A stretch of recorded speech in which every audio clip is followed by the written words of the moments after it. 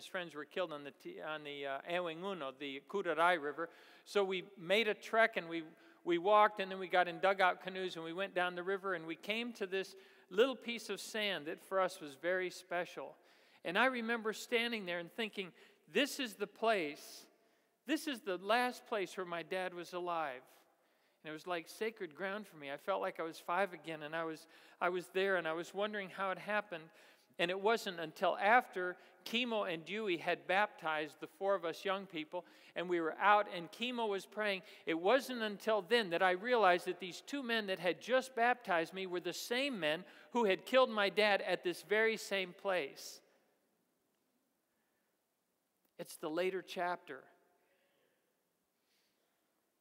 And then when my aunt died after living with the Waorani for the rest of her life in 1994, I went down to help my tribal family bury her. And then they came to me and they said, Baba, now we, having decided, you come and live with us again. Well, they weren't going to get me that easy. So I used the excuse that you all have used. Now, I'm not going to ask you for a show of hands because I know.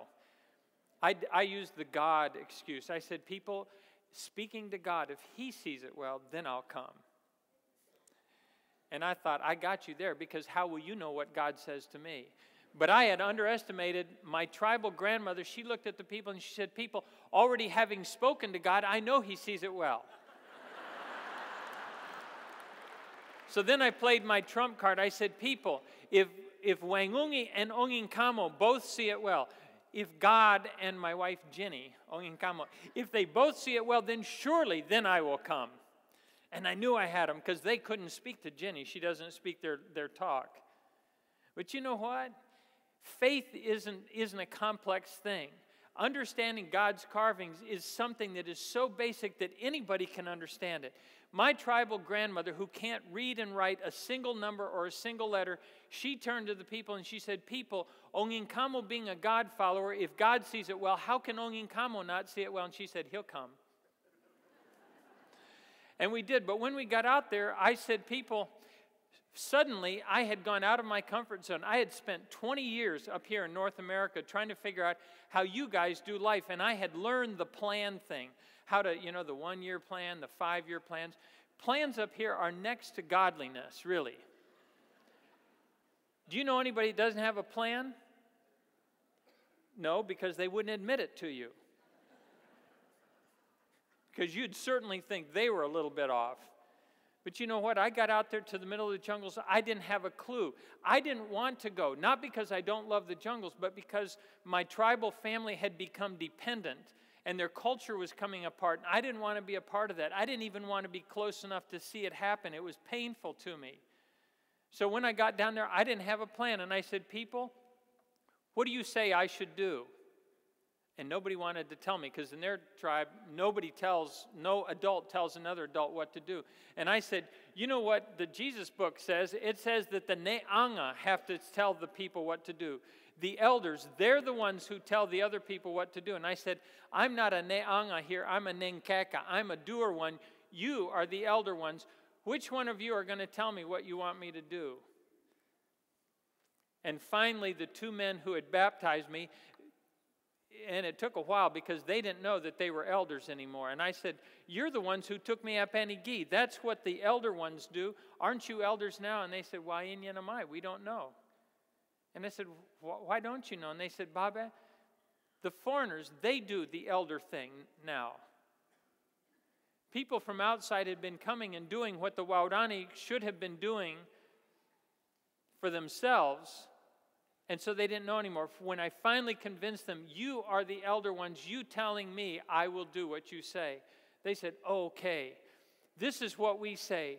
We say, aren't all God followers supposed to teach other people how to follow God's trail? And I said, yep, that's what it says. And they said, how about us? And I said, you too. And they said, okay, do you remember when you were a little boy and you came out here? You were totally ignorant. You didn't know how to do anything. They said, you didn't know how to shoot the blowgun. You didn't even know how to make darts. And you certainly didn't know how to make poison for the darts so that when you shot the monkey, you could actually stop him and eat him. That may not seem like a big thing to you, but in our grocery store, the meat department is wild. They said, now, Baba, you've been living with the foreigners. Now, we say you teaching us to do the things that the foreigners know how to do, but never teach us. We ourselves will go and we will take care of our own people, and we will teach them to walk God's trail. And I was starting to get just a little teeny bit nervous here. I said, what kinds of things do you want me to do? And they said, oh, Baba, when the foreigners come and they do the medicine thing, then the people really see them well. And they said, when they see them well, then that's all they can do because they don't speak our talk.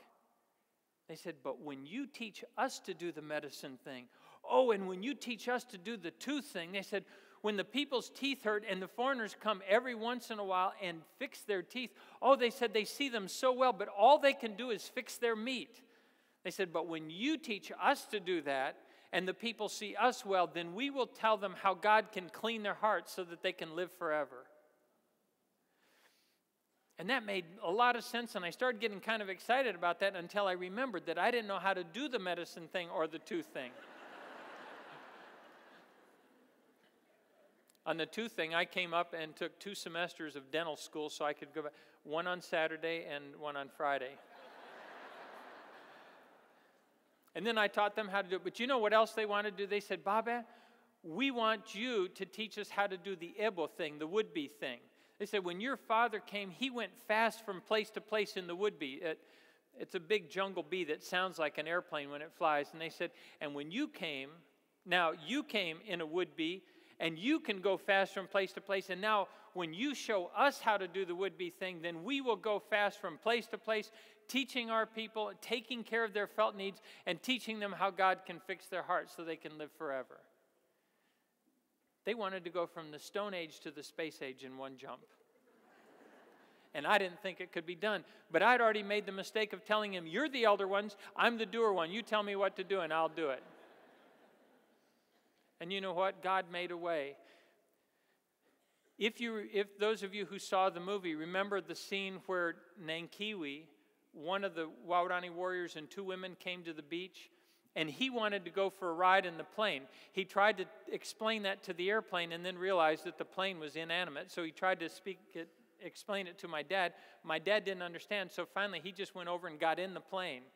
And then my dad, knowing their tradition with outsiders, decided that he better give him a ride. Took him for a ride, and when they got over their village, Nankiwi tried to climb out of the door because he wanted the people on the ground to see that he was in the airplane. And so that scene that you saw in the movie when Nankiwi tried to climb out of the plane, he really did that. And it was supposed to be, we were supposed to fly over, and he starts climbing out, and I would grab his G-string, because that's all he was wearing, and pull him back into the plane, like my dad had written in his journal that he had. And every time he started climbing out of the plane, scared the daylights out of me. I mean, he was the one that was going to fall, but it scared me. At any rate, they chose that man's son to be their first pilot. And you know what? I thought it couldn't be done, but I had already made a commitment, and so we started working on it. And I could explain it to you, but they say a picture's worth 1,000 words. So I want to show you just a little 3-minute video. We call it before and after, but let me explain what you're going to see. Folks, when we go to plant the church around the world, we go and we take tools that we have found to be useful for planting the church. You know what? We need to pass those tools off to the indigenous people so that they can build the church that God has called them to build. That is the pattern that God lays out in His Word. He says, yeah, we're going to run it. You know it. In Matthew 28, 18 through 20, Jesus said, all authority has been given to me in heaven and on earth. You go therefore and make disciples of all the nations. That's a mystery to me. Why wouldn't God just have done it Himself? Like I said, the only conclusion I can draw is that He knows He doesn't need us, but we need Him to need us so that we can find significance in His service. And so He has entrusted that to us. But then He said, you go and make disciples of all the nations, baptizing them in the name of the Father and the Son and the Holy Spirit. And at that point, all the people said, unfortunately, it's premature. Because there's another verse hiding back there. Jesus said, all authority has been given to me in heaven and earth. You go therefore and make disciples of all the nations. And then he said, and then you teach them. This is verse 20. This is the one that we've been leaving out of our missions, what's that word in English? Our missions strategy. This is the part we've been leaving out. Jesus said finally, he said, go therefore and make disciples of all the nations,